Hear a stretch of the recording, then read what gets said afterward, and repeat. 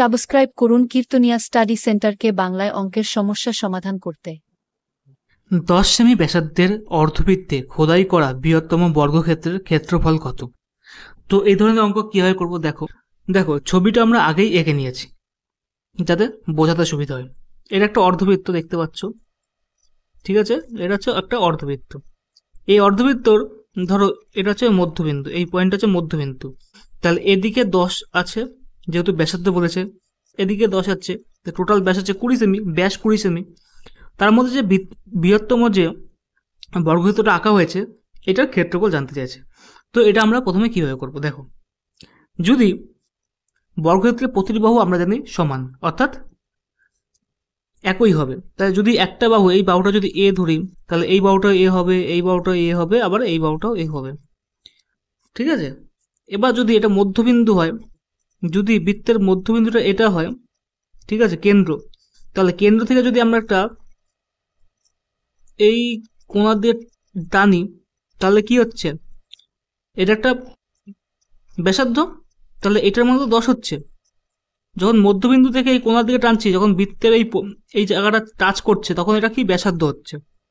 ব্যাসার্ধ এদিকে হতে পারে, এদিকে হতে পারে, এদিকে হতে পারে, যেদিকেই হোক কেন্দ্রবিন্দু থেকে যেদিকে টানবো সেটা হচ্ছে আমাদের ব্যাসার্ধ। যখন এরকম টানছি তখন দেখো একটা ত্রিভুজ আকার তৈরি হচ্ছে, তাই না? এটুকুন একটা ত্রিভুজ আকার তৈরি হচ্ছে, তাই না? যখন আমরা ব্যাসার্ধটাকে এই কোণাকোণি টানছি, বর্গক্ষেত্রের একটি কোণা টাচ করছি, তখন এটা ত্রিভুজের মতো আকার নিচ্ছে। এখান থেকে আমাদের বাহুটা বের করতে হবে। তো আমরা কিভাবে বের করবো দেখে নাও।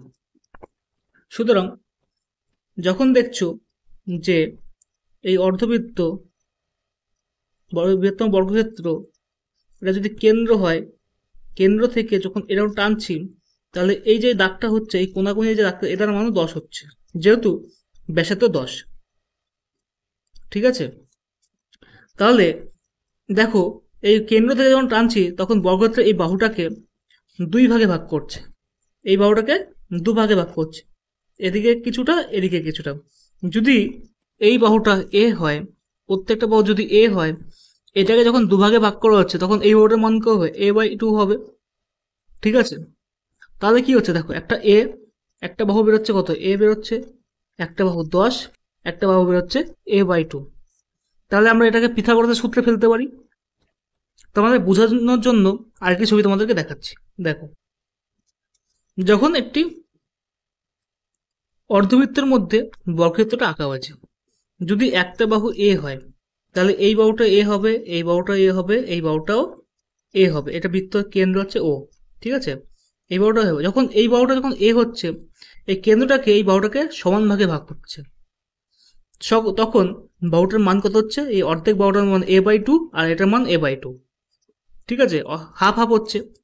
তখন এই ত্রিভুজটা যখন করব, তখন পিথাগোরাসের সূত্রটা ফেলতে হবে। পিথাগোরাসের সূত্র কি, অতিভুজ স্কয়ার সমান সমান ভূমি স্কয়ার প্লাস লম্ব স্কয়ার। তাহলে আমরা করতেই পারি, ভূমি স্কয়ার কত, এস a/2 তার হোল স্কয়ার প্লাস লম্ব স্কয়ার এ স্কয়ার সমান সমান অতিভুজ স্কয়ার 10 কে 100। তাহলে কি হচ্ছে, a square by 4 plus a square সমান সমান কত হচ্ছে, 100 হচ্ছে। তো কি হচ্ছে, a স্কয়ার, এটা কোনাকুনি গুণ হচ্ছে, কত হচ্ছে, প্লাস 4a স্কয়ার বাই 4 সমান সমান 100। তাহলে কি হচ্ছে দেখো, তাহলে হচ্ছে a স্কয়ার 5a স্কয়ার সমান সমান, এইটা আবার কোনাকুনি এবার চলে যাচ্ছে, কত হচ্ছে, 400। তাহলে 5 দিয়ে যখন কাটছি আমরা, 5 আটা 40, সুতরাং হচ্ছে এটাকে 8 দিয়ে কাটলে 5 আটা 40। সুতরাং এ স্কয়ার কত বেরোচ্ছে, এ স্কয়ার বেরোচ্ছে 80, এ স্কয়ার 80। এখান থেকে আমরা বুঝতে পারি যে বর্গক্ষেত্রের ক্ষেত্রফলটি 80 হবে। কেন 80 হবে, কারণ বর্গক্ষেত্রের একটা বাহু যদি এ হয়, আমরা জানি বর্গক্ষেত্রের একটা বাহু যদি এ হয়, তাহলে ক্ষেত্রফল কি হবে, বাহু স্কয়ার। একটা বাহু যদি এ হয়, তাহলে ক্ষেত্র এর যদি স্কয়ার করি, তাহলে বর্গক্ষেত্রের ক্ষেত্রফলটা বেরিয়ে যাবে। দেখো এ স্কয়ারের মানটাই বেরিয়েছে আর কি, তাই জন্য তার মান 80 বেরিয়েছে। তাহলে ক্ষেত্রফলটি হবে, বর্গক্ষেত্রের ক্ষেত্রফলটি কি হবে, 80। তাহলে অপশন নাম্বার এই গ মানে 80 সেমি স্কোয়ার, এটা হচ্ছে সঠিক অ্যান্সার, যেহেতু বর্গক্ষেত্রের বাহু স্কোয়ার সমান সমান বর্গক্ষেত্রের ক্ষেত্রফল।